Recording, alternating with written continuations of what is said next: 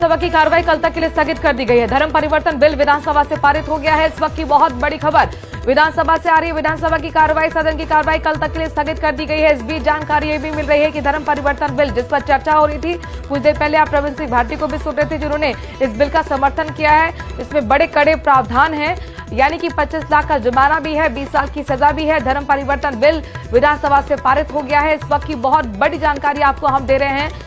काफी शोर शराबे और हंगामे के बीच सदन की कार्रवाई 3 बार स्थगित करनी पड़ी थी। हालांकि अब विधानसभा की कार्रवाई कल तक के लिए स्थगित कर दी गई है। धर्म परिवर्तन बिल विधानसभा से पारित हो गया है। 10 सितंबर तक के लिए सदन की कार्रवाई को स्थगित किया गया है।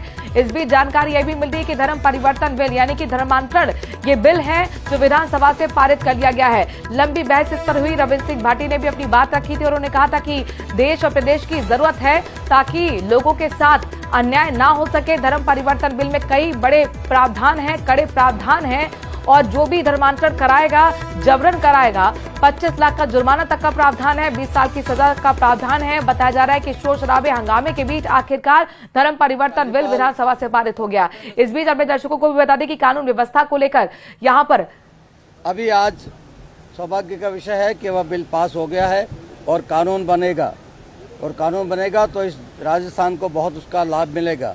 मैं निवेदन करना चाहता हूं, धर्म परिवर्तन, धर्म पूजा पद्धति व्यक्तिगत विषय होता है, लेकिन इस देश का इतिहास गवाह है, जब भी कभी जिस भी क्षेत्र में विशेष तौर पे धर्म परिवर्तन होता है तो डेमोग्राफी चेंज होती है, तो राष्ट्रद्रोह पैदा होता है। अम्बेडकर के नेतृत्व में नवबौद्ध लाखों की संख्या में बने, लेकिन देश में कोई समस्या पैदा नहीं हुई।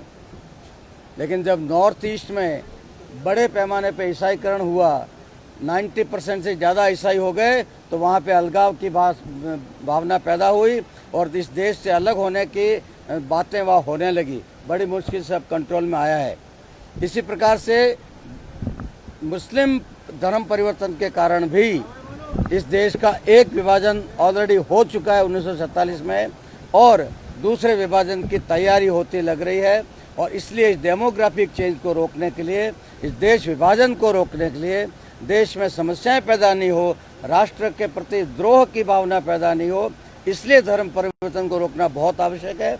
इसलिए सरकार इस बिल को लाई थी और सौभाग्य का विषय है कि आज वो बिल पास हो गया है। एक और विषय मैं रखना चाहता हूं कि विपक्ष ने योजना पूर्वक आज कार्यवाही में बाधा डालने का प्रयास किया। कल से उन्होंने तय कर लिया था, इसलिए कल ही विवाद पैदा कर दिया था उन्होंने। कोई विषय नहीं था लेकिन विवाद पैदा किया, और विवाद को आज उन्होंने बहुत बढ़ाया।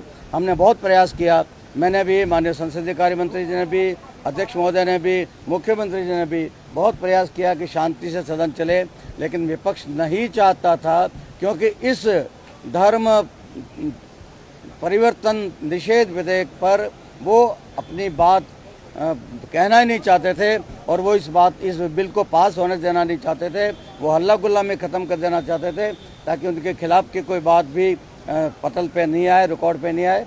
लेकिन हम लोगों ने हमारा पूरा प्रयास किया और जो तथ्य रिकॉर्ड पे आने चाहिए थे वो सारे आए। ये जो कैमरे की बातें हैं और ये सारी बातें केवल बहाना है, केवल बहाना।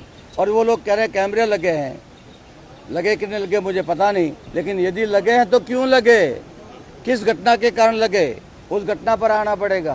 क्या क्या बदतमीजी की गई आपके द्वारा। हाउस नहीं था ऑन, सदन नहीं चल रहा था, उसके बाद भी